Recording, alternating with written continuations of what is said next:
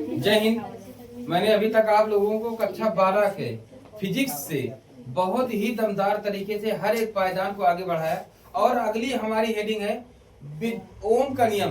विद्युत चालन से बहुत महत्वपूर्ण, विद्युत चालन का एक एक पॉइंट सब महत्वपूर्ण है। सभी तुम्हें कोई ना कोई नंबर देकर ही जाएगा, एक नंबर तो पक्का ही देकर जाएगा इस चैप्टर से कि हर एक पॉइंट तुम्हें एक एक नंबर देकर जाएगी।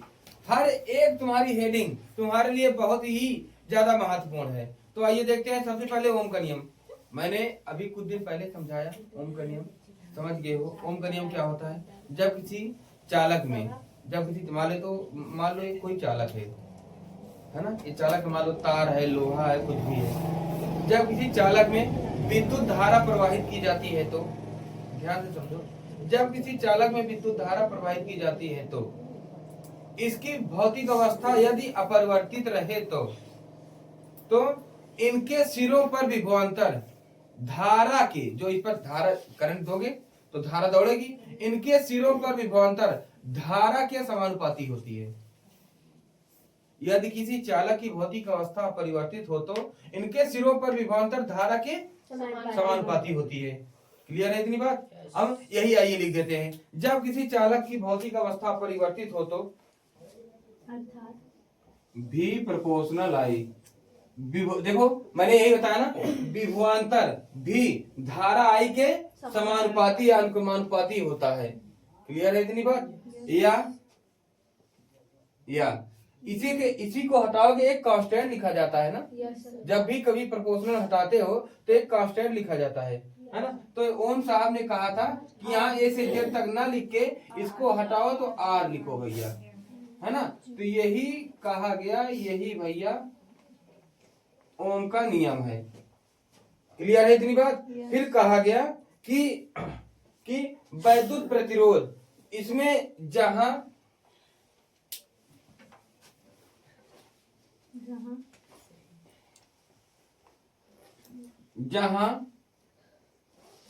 भी इक्वल वैद्युत विभव या विभवांतर। मैंने पिछले लेक्चर में बता दिया विभव और विभवांतर क्या होता है। विभव जो होता है विद्युत को एक सिरे, किसी अनंत से एक सिरे पर लाने में, अनंत से एक बिंदु पर लाने में किया गया कार्य होता है। और विभवांतर क्या होता है? एक अनंत से विद्युत आवेश को लाने में, एक बिंदु से दूसरे बिंदु तक ले जाने में किए गए कार्य को वैद्युत विभवांतर कहते हैं। तो दोनों का काम वही है ना। तो इसलिए विभव भी कह सकते हो, विभवांतर भी, है ना। तो अब और I इक्वल वैद्युत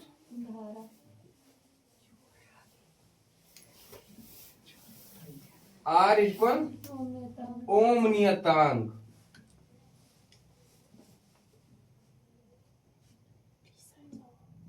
ओम नियतांक या इसे क्या कहते हैं? प्रतिरोध, या इसे प्रतिरोध कहते हैं, या इसे प्रतिरोध कहते हैं। इतनी बात समझ गए, है ना। अब अगली है, अब इसमें अगर मात्रक लिखना है तुम्हें, मात्रक देखो, सबसे पहली बात तो ये इसका मात्रक मैं कह रहा हूं। मैंने तरीका बताया है, सबका तरीका पिछले वाले लेक्चर में बताया है। एक वीडियो में स्पेशल सबका मात्रक बीमा निकालने का तरीका ही बताने वाला हूं, है ना। ये ध्यान देना। तो जैसे अब भी का मात्रक है तो इसका मात्रक लिखोगे, आर का मात्रक ओम होता है ना। ओम का पट्टी क्या होता है? या अभी ओम ही लिख दे,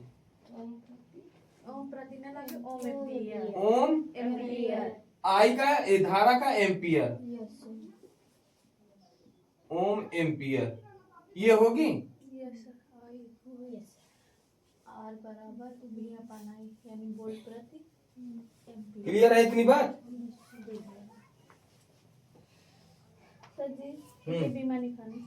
हाँ, बीमा अब इसकी बीमा, अब इसकी बीमा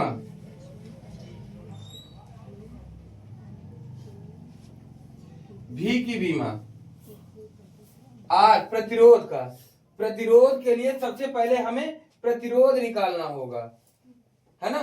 तो पहले प्रतिरोध के लिए हम क्या करेंगे? V अपान आई, है ना। तो ये दोनों चीज हमें जाननी जरूरी होती है, ठीक है ना। देखिए बीमा देखने से पहले प्रतिरोध तुम्हें जानना जरूरी है ना। प्रतिरोध क्या होगा, प्रतिरोध होता है, देखो यहां से प्रतिरोध निकालोगे तो R इक्वल V अपान आई हो जाएगा, हाँ R इक्वल V अपान आई। डिफिनीशन अपने आप बनाओ, क्या होगा, किसी चालक में प्रवाहित, किसी चालक के सिरों पर विभवांतर तथा उस पर प्रवाहित धारा के अनुपात को विद्युत प्रतिरोध कहते हैं, ठीक है ना। अपने आप डिफिनीशन बनाओ यार, कहां तक रट्टा मारोगे, रट्टा मारना बंद। किसी भी क्या होता है विभवांतर ना, किसी चालक के सिरों पर विभवांतर, उस पे प्रवाहित विद्युत धारा के अनुपात को विद्युत प्रतिरोध कहते हैं, है ना। अब यहां से थोड़ा देख लेते हैं इसका मात्रक, इसका मात्रक, मात्रक इसका होगा इसका वोल्ट प्रति एम्पियर। अब एक बात थोड़ा है कि ये वोल्ट कैसे आया, तो ये वोल्ट जो है ओम एम्पियर को ही हम वोल्ट भी कहते हैं, या इसी को वोल्ट भी कहते हैं। इतनी बात समझ गए, है ना। इसी को ही ओम एम्पियर को वोल्ट भी कहते हैं। तो इसी को हम चाहे ये भी को ओम एम्पियर कहे, है ना, तो वोल्ट या R इक्वल इसी को वोल्ट, इसी को ओम एम्पियर अपान एम्पियर। एम्पियर से एम्पियर कट गई ना, तो इसका बचा ओम।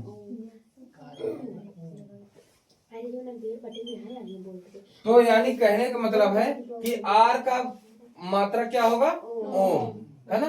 तो यहाँ पर ओम ही तो लिखा था, R का मात्रक, R के स्थान पर देखो ओम ही लिखा हूँ, है ना। हर एक चीज निकालने के बारे में सीखो, हर एक चीज तुम्हें करके दिखाना है, रट्टा नहीं मारना, रट्टा मार के क्या मिलेगा, है ना, समझ गए। अब फिर इसके बाद इसकी बीमा निकाल लेते हैं, बीमा, बीमा निकाल लो। तो R की बीमा, तो V की बीमा क्या होती है, V इक्वल मैंने बताया है, V इक्वल विभव और विभवांतर में W अपान क्यों, W का होता है कार्य का बीमा होता है ml स्क्वायर t की पावर -2, है ना। अब वहां से निकालना होगा, है ना। तो इसका क्या होगा, ml स्क्वायर t की पावर -2 अपान क्यों का मात्रा क्या होगा, 80। तो V का मात्रक हो जाएगा, ये ऊपर चली जाएगी, t की पावर माइनस, ये -1 यहाँ 1 है, ऊपर चला जाएगी -1 तो -3 हो जाएगी, ml स्क्वायर t की पावर -3 a की पावर -1, ये V की मात्रक हो जाएगी, शायद यही था। देखो ये भैया V की बीमा तो ये हमारी आ ही गई, ml स्क्वायर t की पावर -3 a की पावर -1, है ना। और I की बीमा क्या होगी, ये भी ऊपर जाएगी, क्या हो जाएगी, R का यानी ओम का बीमा क्या होगा, ml स्क्वायर t की पावर -3 a की पावर -2, है ना। देखो यही है ना, यही है। तो हम कुल मिलाकर हम इतना जान ले कि हमें क्या निकालना है, और हम बस मात्रक सबका जानते हैं। शुरुआती मात्रक हमारी लंबाई से चालू है, अगर लंबाई जान गए तो लंबाई का मात्रक क्या होता है, मीटर, इसका बीमा भी होगा L, है ना। फिर लंबाई के बाद फिर इसका क्षेत्रफल का होगा, क्षेत्रफल का L स्क्वायर, फिर आयतन का L क्यूब, फिर उसी के बाद एक एक करके फिर वेग का, संवेग का, फिर त्वरण का, एक एक करके बढ़ते चला गया। शुरुआती 15 बीमा निकालना अगर आ गई तो समझ लो सब आ गई तुम्हें, है ना। बस 15 हम बहुत जल्दी बताने वाले, ये तो फिर एक बार बताऊंगा, समझ गया ना, समझ गए, है ना। इसको जल्दी देखो। अब यहाँ R की बीमा इससे प्रतिरोध से आ गई। हम अगर हम यहाँ रखना चाह रहे हैं कि इस वाले सूत्र पे इसकी V इक्वल आर आई की इसका बीमा निकालना चाह रहे हैं, तो देखो कोई कठिन नहीं है, आर की बीमा तुम निकाल ही लिए हो, क्या होगा यम यल स्क्वायर टी की पावर -3 ए की पावर -2 ये होगी, और आई की बीमा क्या होगी ए, है ना, तो यहाँ एक कम हो जाएगी, है ना, तो ये क्या हो जाएगा V का बीमा यम एल स्क्वायर टी की पावर -3 ए की पावर -1। देखो अभी भी का बीमा यही निकाला था, है ना, तो चाहे जिस सूत्र पे आ जाए, भी अगर निकालना है यानी विभव निकालना है तो यही बीमा आएगी और यही मात्र को वोल्ट ही आएगी। समझ गए ना, समझ गए इस बात को, जल्दी से लगाओ। अब अगर इसे खूब अच्छी तरीके से समझ गए हो, अब अगली पॉइंट हमारी क्या है, अगली हेडिंग प्रतिरोध तथा विशिष्ट प्रतिरोधकता। प्रतिरोध सीधा से समझो, प्रतिरोध को तुम आर समझ गए ना। पहली बात एक बार छोटी सी बात भी बता दूं, प्रतिरोध क्या होता है, जो गति को रोकती है ना, गति को यानी किसकी गति को, विद्युत प्रतिरोध होता है ना, तो विद्युत के गति को रोकती है। अब विद्युत को गति को कौन रोक सकता है बताओ, तुम अपनी तरफ से बताओ, कार्बन ही तो रोक सकती है, कार्बन जम जाती है वही रोक देती है ना। कभी कभी देखो गतिरोधक होती है, इसी तरह विद्युत रोधक, है ना, तो गतिरोधक जिस तरह गति को रोकती है, विद्युत रोधक जिसे विद्युत को रोकती है, अब विद्युत को रोकने वाला तो एक ही है ना, समझ गए। अब उसी को प्रतिरोधकता, अब प्रतिरोधों का प्रतिरोध यानी रोकने वाले का भी बाप, हाँ, है ना, तो इस बात को समझ जाओ, तो यानी प्रतिरोधों का प्रतिरोध महाप्रतिरोध, वेरी गुड प्रतिरोध, अब इसे कहते हैं प्रतिरोधकता। अब ये कैसे होगा कि जब किसी चालक पर विद्युत धारा प्रवाहित करते हैं तो क्या, जब किसी चालक पर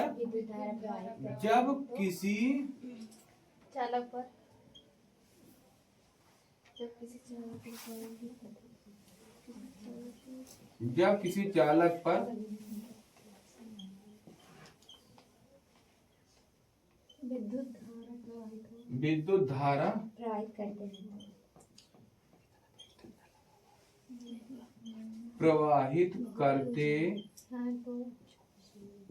हैं तो जब किसी चालक पर विद्युत धारा प्रवाहित करते हैं तो चालक पर प्रतिरोध तार के लंबाई के समानुपाती होता है तथा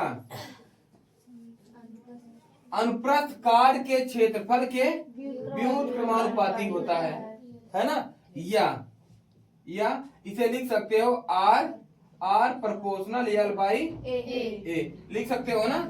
या अब ये बताओ, इसे अगर हम हटाएंगे, प्रोपोर्शनल को हटाएंगे, एक कांस्टेंट लगाएंगे ना ए से जेड तक, है ना, तो ओम साहब ने कहा था भैया इसको हटाए के तुम ये लगाओ, रो लगाओ, rho L by A, rho L by A, या ये पहली बात तो यही विशिष्ट प्रतिरोध के प्रतिरोधों का सूत्र है।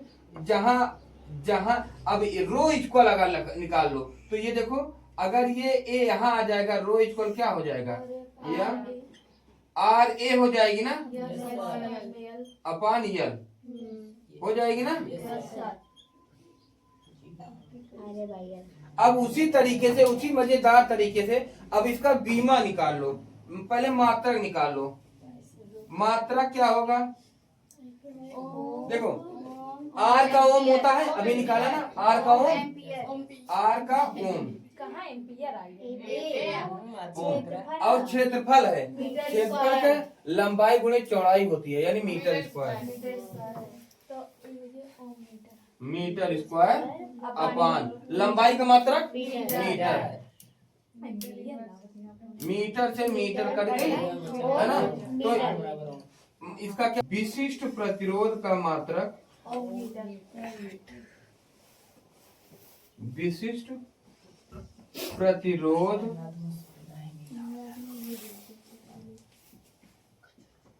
का मात्रक क्या होगा, ओम मीटर।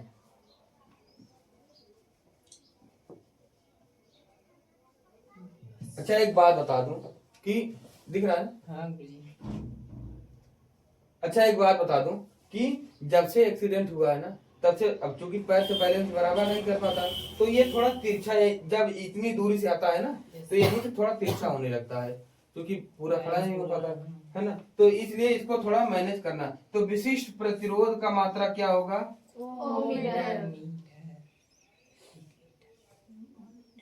इतनी बात समझ गए? अब इसकी बीमा अगर निकालना हो तो बीमा थोड़ा यहाँ लिख देते हैं, है ना? इसको मिटा दे रहा हूँ, है ना? नहीं अभी जरूरत पड़ेगी, आर की जरूरत पड़ेगी, आर की बीमा, है ना? आर बस आर की बीमा जरूरत पड़ेगी, है ना? आर ही की बीमा हमें जरूरत पड़ेगी।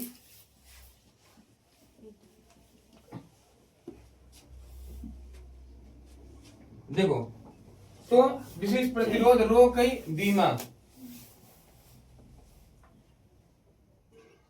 रो की बीमा, तो सबसे पहले है आर, आर की बीमा अभी मैंने निकाला, क्या निकाला? एम एल स्क्वायर टी की पावर -3 ए की पावर -2, है ना? अब इसकी क्षेत्रफल की होती है एल स्क्वायर, अपन लंबाई की होगी एल अकेले, तो एक एल से एक एल कट जाएगी, तो रो की बीमा क्या हो जाएगी? अब एक एल बचेगी, एक एल इसमें आकर 3 हो जाएगी, एम एल की पावर 3 टी की पावर -3 ए की पावर -2, यही होगी इसकी बीमा, है ना? जल्दी से लिख लो।